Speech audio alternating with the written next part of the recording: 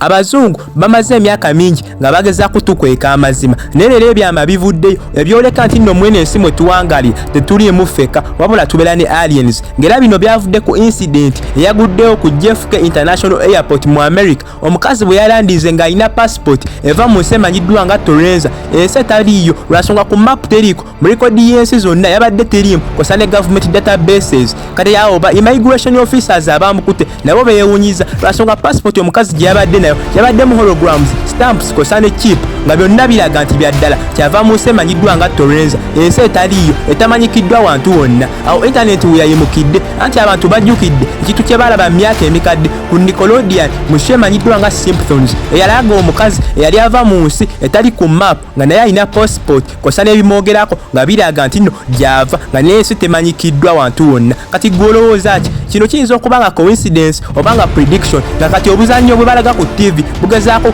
kutulabula oba kutulaga bintu ki ebigenda okubeerawo mu future anyway oli ku Alphason Ronnietech kati bino bye tugenda okunnyonnyoka lwansonga abantu abamu baadde bamanyi nti nno kino kiboozibozi AI kye ya generators nedda bino byabadde bya ddala kati nkusaba otuule owulirize.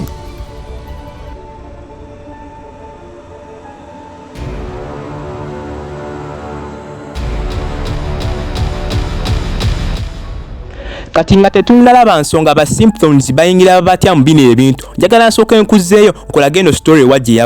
yavudde ku internet era nga kyatandise ne kasingo video ke bauploadinze ku TikTok akabadde ne background ngeragaya mawulire nga kiraga nti waliwo omukazi gwe bakwatidde ku JFK International Airport nga ne ba security officers bali munoonyerezaako lwansonga yabadde ava mu nsi etaliiko era omutwe omukulu ogw'amabulire gwabadde mysterious traveler detained at JFK International Airport mu ka video omukazi yalabiddwako nga mukakamu ng'akutte passport yabadde ya blue ngiriko golden emblem yabadde laga nti Republic of Torenza ngero officer yagenze nga abikula page pa page eri mu passport yono omukazi nakizula nti holograms visa kosa ne chip ebirimu byonna bya ddala ngera byo biraga nti nno omukazi ava mu nsi emanyiddwa nga Torenza ensi gye tutamanyiiko wantu wonna era bwe bagenze ba immigration officers ne bakebera mu database wabwe Torenza yabadde laga teriyo nga kyokka ate yo passport y'omukazi eraga Torenza ino okubanga gyeri nga nati temanyikiddwako muntu yenna kati yo omukazi yagambye ba immigration officers nti Torenza kazinga kosanga wakati w'ensi emanyiddwa nga Japan kosa n'ekitundu ekirala kimanyiddwa nga Dollar lwakuba tetulinayo kitundu kimanyiddwa nga dollar coordinates ze yatuwadde zabadde zitwala direct into OpenSea ewatali kintu kyonna kati awo ba immigration officers basinize passport ne documents ezogerako n'omukazi ne bamudetaining lwakuba bwakeredde omukazi yabadde abuze passport ye nga terabibwako ebyokumu byonna nga byagenze nga n'amanya ge gasiimuddwa nga n'omukazi talabikwako ekibuuzo ekyasigadde mu mito gy'aba immigration officers omukazi yabadde alagawa ye yabuliddewa oluvannyuma lw'ono omukazi obbula video ye yatandise ottambula netuka ku social media platforms nyingi kati gamba nga TikTok ngeriko hashtags ezitambula ennyo gamba nga Torenza glitch in Matrix traveler from nowhere kosa n'endala nyingi ate no tebyakomyawo ne ku YouTube byatuuseyo ba creators abalina channel eziri best ku mysteries nabo batandise okuanalyzing eno video nabo ne bawa conclusion yaabwe kati gamba nga the woman from Torenza proof of parallel universes nebino sibyaleetedde eno video ku trending anedda ensonga eri bweti waliwo omuntu yagenze n'aposting ebifaananyi bibiri kya Torenza lady kosa ne Simpsons ngera yakiriminga nti no mu season ey'omukaga ku Simpsons ku episode ey'okumi bapredicting okujjako n'omukazi ava mu Torenza ensi etaliyo ngera yennyonnyola nti mu episode omukazi yali ava mu Tokyo ng'agenda mu United States of America ng'alina passport eraga nti ava mu nsi emanyiddwa nga Torenza ensi etaliyo nekyo olina omanya ne passport ya Torenza teyabadde ya ddala kubanga ne ba Simpsons tebagitulaga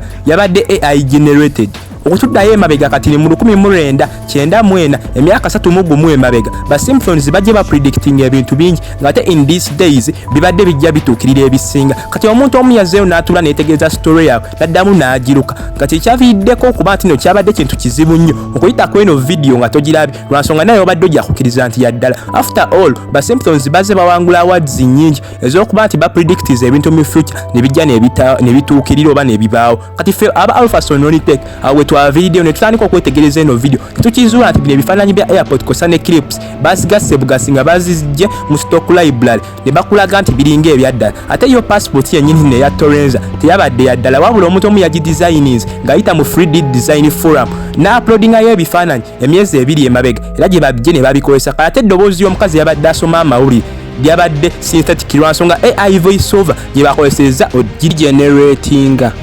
Oluvannyuma lw'okwetegereza bino ebintu twakizudde nti n'ebintu byonna ebikwatagana ku Torenza video byabadde technological wabula si supernatural olwansonga AI yabigenerations ng'ate era myaka emikadde myaka gya 1954 waliwo olugero lwe lumu olufaanagana nga luno olumanyiddwa nga The Man from Taured olwakwatira omusajja mu kibuga kimanyiddwa nga Tokyo mu Japan ng'ali ku airport ng'alina passport n'ebintu ebimwogerako nga biraga ava mu nsi etaliyo. Officials ne bamudetaininga ekyekiro ne bamusibira mu hotel bagenda okukeera ku makya nga taliimu nga yabuze ekyaviirako abantu abasinga okugamba kino kyabadde kibozibozi kya science abamu ne bamukubako ne mu butabo. Kati kyolina omanya Torenza video yabadde upgraded version y'olwo olugero lw'1954 lwakuba nti kati wano baalugassemu AI neeruleetera okuba nti luli very realistic nga tekyabadde kizibu nnyo okuluwakanya lwansonga lwadde mu background y'amawulire. Kati kyolina omumanya buli kyasa kibeera n'ebintu ebyewuunyisa oba buli mwaka. Kati gamba nga mu 2008 abantu balabanga zi monsters, mu 1905 ne balaba unidentified flying objects, ate mu 1980 ne balaba ba time travelers. Kati naffe mu 2025 tulina obuzibu bwa AI lwansonga tugeneratingira ebintu ebitaliiwo. Tulina okubanga weewuunya lwaki passport ya Torenza yabadde eraga nti ya ddala bagikozesa advanced technology gwe bakozesa mu film kati gamba nga VFX. Ate n'ekirala kibozibozi kya science ekiba kyegasse wamu n'amawulire kiba kizibu nnyo kiwakanya. Kyolina omanya omuntu ya releasing eno video yabadde mugezi nnyo lwansonga yakuŋŋaanyiza obukakafu bonna obuyinza okubacking up video ye. Kati gamba ng'ebifaananyi yabadde biraga ba symptoms myaka emikadde nga boogera n'omukazi yabadde mu kapinki jacket nga mukadde ng'alina passport eva mu nsi emanyiddwa nga Torenza. Ne balaga n'ekifaananyi kirala nga Lisa asonga ku map ng'abalaga Torenza wa weerina okuba. Kati abantu abamu abadde tebagoberera nnyo bintu balowoozezza nti bino ebintu bituufu lwansonga ebifaananyi byabadde biraga nti bya ddala. N'ekyolina omanya bino ebifaananyi byabadde generated bisobole okumiitinga the Simpsons prediction effect. Simpsons prediction effect bye bintu ba Simpsons bye bajja ba predictinga ne bituukirira mu biseera by'emu maaso. Kati gamba nga ba predictinga Trump ofuuka president, smart watches ne video calls kosa n'ebintu birala bingi. N'omanya ensonga lwaki bino ebintu bibadde bijja bituukirira. Bino tebibadde predictions wabula zibadde coincidences lwansonga Simpsons erina episodes ezisoba mu 7 ate bazifulumiriziddwa mu bbanga ery'emyaka 3 kiviirako okuba nti n'ebintu ebimu biba bisobola okutuukira lwansonga baba balina ebintu bingi bye bazze nga bakolamu episodes. Ate nga nekira internet ejja ewandiika bino ebintu nga ebijja mu biseera ebikadde esobola okubifuula ebya ddala. Kati gamba nga the Torenza video anyway kino kikulaga nti buli kintu kyolabe ku internet olina okikkirizza unless ng'okiggye ku Alphason Ronnietech. Kati mbadde nkusaba tuwesangayo mu video eddako.